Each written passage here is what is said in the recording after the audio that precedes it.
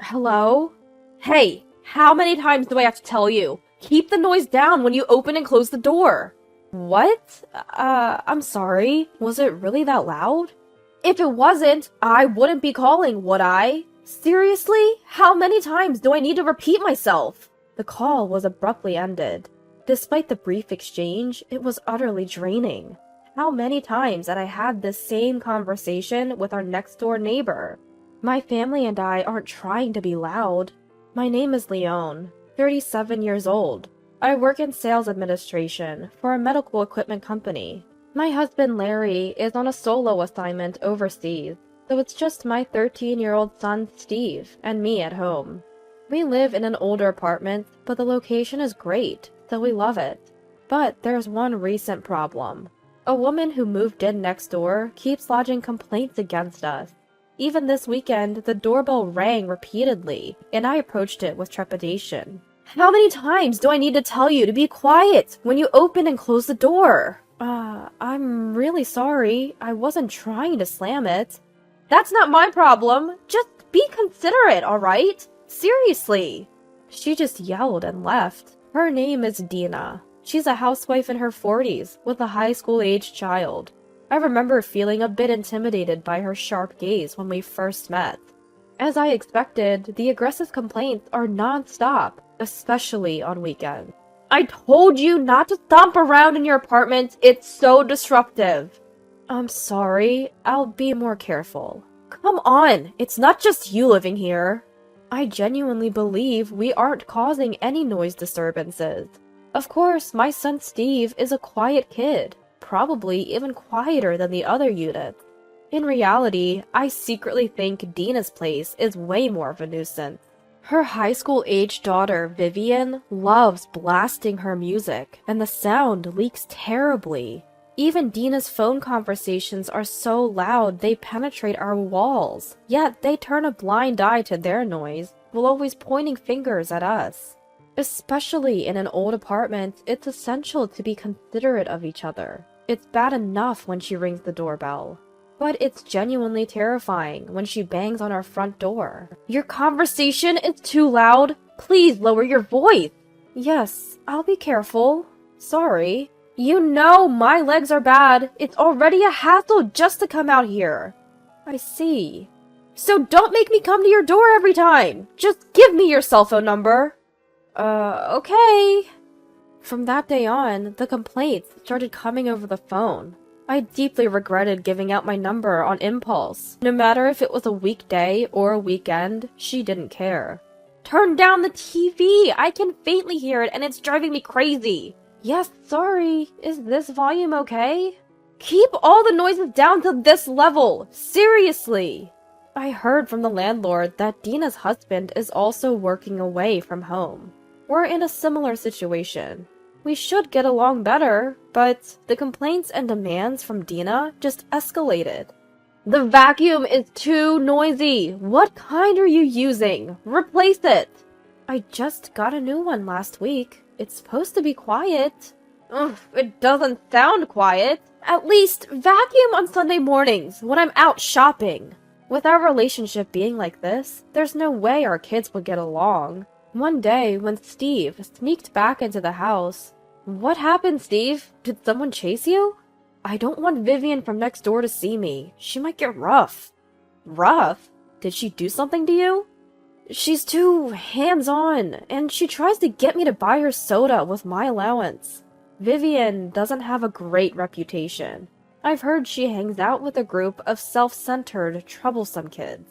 The day after hearing that rumor, when I returned from work, Steve was sitting near our apartment entrance, hugging his knees.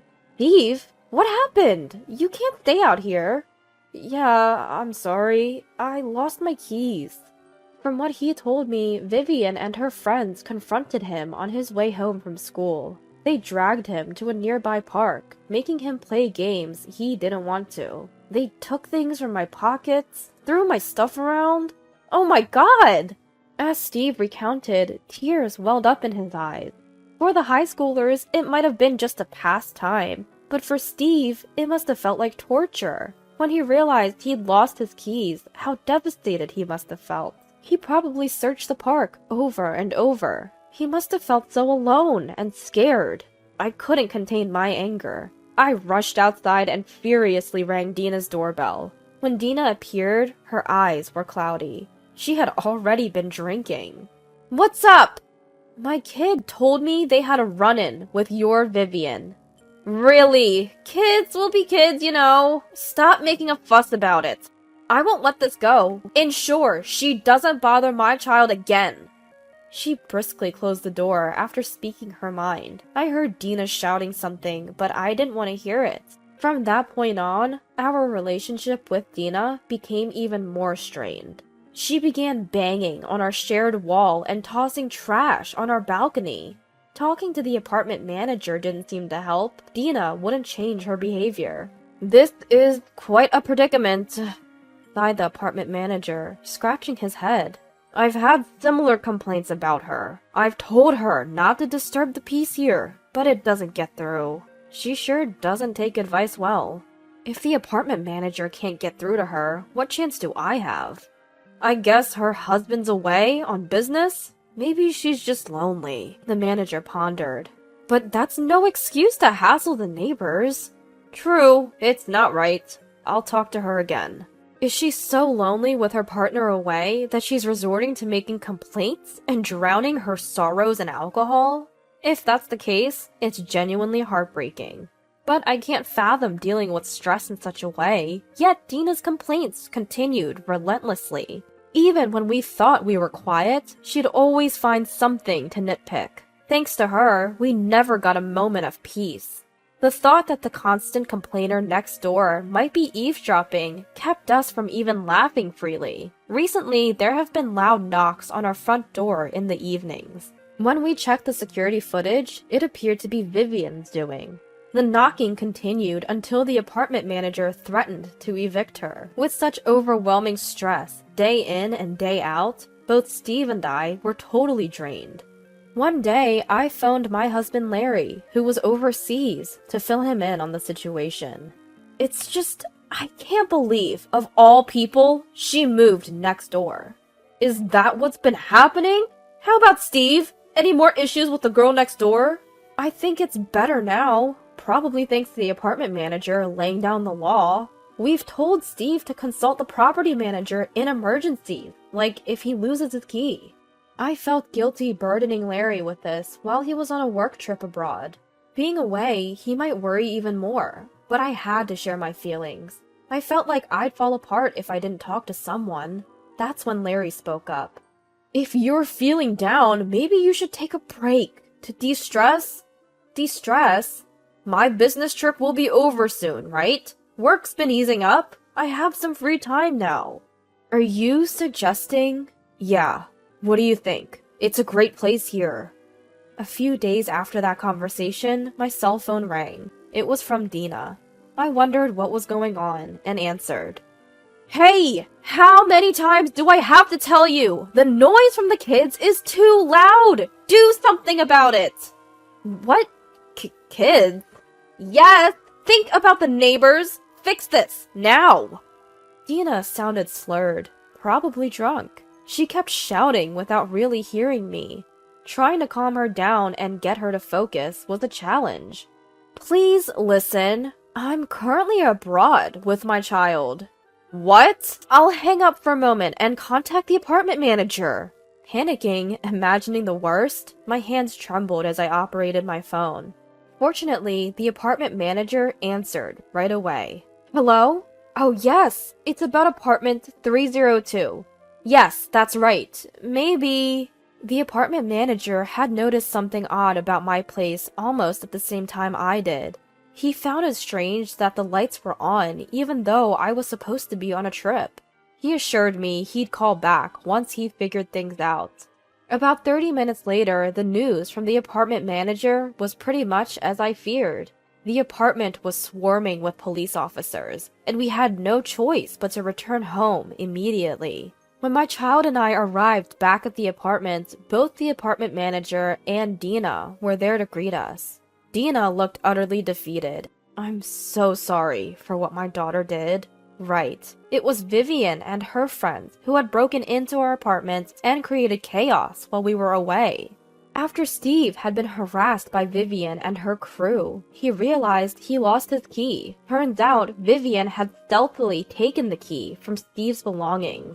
Sometime after that, Vivian got wind that we'd be away from our apartment for a long time. She might have overheard my conversation with the apartment manager. Seeing us leave for our trip, she and her friends seized the opportunity to sneak in. They partied so hard that eventually a police officer had to step in.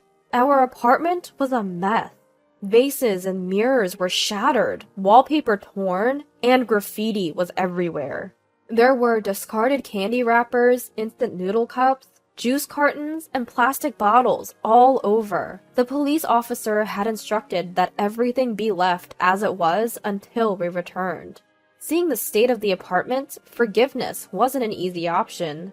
Regardless of it being a child's mischief, there were clear boundaries crossed. "I'm so sorry. I'll help clean up." "Thank you. I'll pitch in too." We immediately began tidying up.